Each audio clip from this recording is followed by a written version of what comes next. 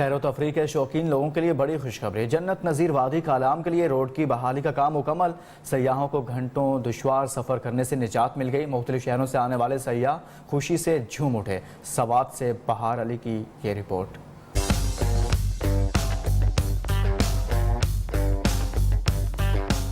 جنت نظیر فلکبوس پہاڑوں کی وادی کلام روڈ کی تعمیر سیاحوں کے لیے دلکش نظاروں تک پہنچنا آسان ہو گیا۔ کلام روڈ تو سوات کی سیاحت کے لیے بہت ضروری تھا، کیونکہ سوات کا اپنا ایک تاریخی پس منظر ہے اور سوات کے سارے علاقے خوبصورت ہے، لیکن کلام سوات کے خوبصورتی کے لیے ایک خاص ایک سمبل ہے۔